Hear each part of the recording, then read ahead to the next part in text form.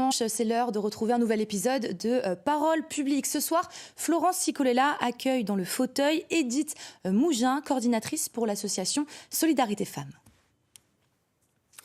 Elle a été médecin généraliste à Planoise et a présidé pendant 15 ans l'association Solidarité Femmes dans le Doubs, qui lutte notamment contre les violences faites aux femmes. Edith Mougin, bonsoir. Bonsoir.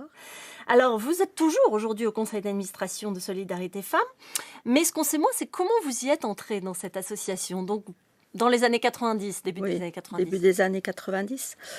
Bon, c'était après une certaine réflexion suite à avoir reçu pas mal de femmes victimes de violences lors de mon activité médicale et ça me posait quand même des questions, ces femmes qui venaient me voir à l'époque, qui me parlaient des violences, à qui je faisais des certificats médicaux répétés, que je gardais dans le dossier parce qu'elles ne voulaient pas porter plainte, elles ne voulaient pas détruire leur foyer, séparer le père des enfants. Donc, quand une personne de Solidarité Femmes m'a contactée, ainsi que d'autres personnes pour renouveler le conseil d'administration, je me suis dit, pourquoi pas aller voir un peu comment ça se passe, essayer d'avoir des réponses à mes questions. Et vous les avez eues, ces réponses ? Oui. Alors, comment a évolué l'association ? Est-ce qu'elle a bien sûr pris de l'ampleur ? Est-ce qu'elle a toujours les mêmes missions aujourd'hui ? Oui, bien sûr. Elle date de 80 et le centre d'hébergement et de réinsertion sociale date de 82. Il s'est étoffé de plus en plus au niveau des nombres de places pour accueillir les femmes et les enfants. Et aussi, il y a eu des changements au niveau des salariés, puisqu'au début, c'était une association féministe qui avait mis ça en place, qui avait mis en place l'association. Et c'était des militantes qui ont commencé à travailler, qui n'étaient pas formées comme éducatrices. Aujourd'hui, c'est plus professionnel. Oui, c'est plus professionnel. Bon, il y a aussi une obligation pour les embauches que les personnes aient des diplômes, etc. Donc, il y a déjà eu ce changement-là, mais c'est des professionnels qui sont féministes. Enfin, je veux dire, il n'y a aucun souci par rapport à ça. Alors, on va regarder ensemble un extrait de reportage. C'était un portrait croisé qui a été fait en 2005, portrait de vous et d'une autre féministe, Jacqueline Betain. Et il se concluait par un dialogue avec votre fille qui, à l'époque, ne se sentait pas très concernée par la lutte féministe. On regarde. Entre l'âge d'or du MLF, la reconnaissance du viol dans les années 80 et la loi sur la parité en 2000, le féminisme est devenu marginal, voire démodé. C'est le thème de cette conversation entre Edith et sa fille. Je pense qu'il y a encore des combats à mener. Quand il y a une femme qui est moins payée qu'un homme pour le même travail, Ouais. Je pense que les filles de ma génération vont moins s'engager qu'il y a 20 ans dans des combats féministes ou même de toute façon en général. Alors, est-ce que votre fille a évolué sur le sujet ? Est-ce qu'il y a plus de jeunes aujourd'hui à vos côtés ? Ma fille a évolué puisqu'elle elle fait partie aussi de Solidarité Femmes.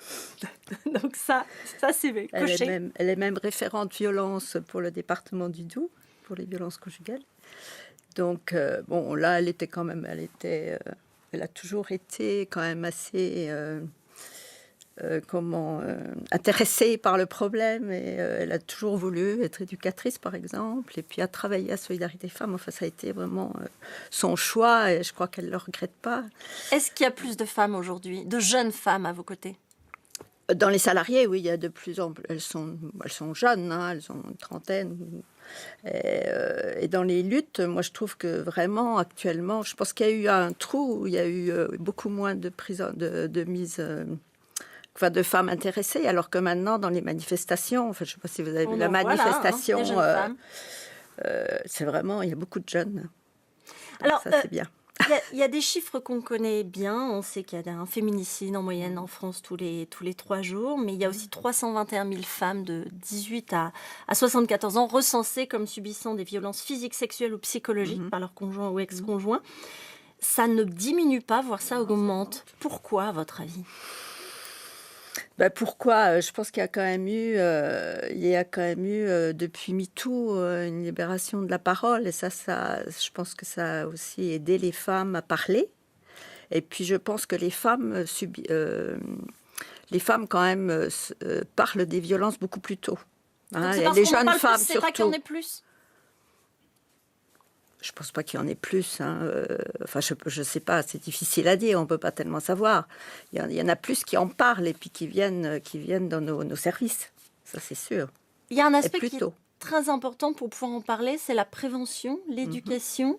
À partir de quel âge il faut parler Tout petit.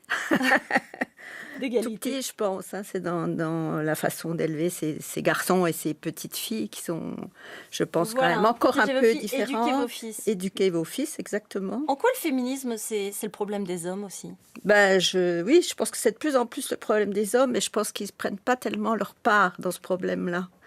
Parce que si on dit qu'une ou deux femmes sur 10 sont victimes de violences, il y a un ou deux hommes qui sont violents. Hein. Donc, je pense que c'est aux hommes de prendre leur place et de ne pas laisser passer, je sais pas, dans les repas de famille ou avec leurs copains, des situations ou des paroles vraiment qui sont pas correctes, quoi. Hein, La violence, ça commence par la parole, parce qu'on laisse dire. oui. Hein, les violences psychologiques, les femmes, elles vous diront que c'est plus difficile que les coups, hein, souvent.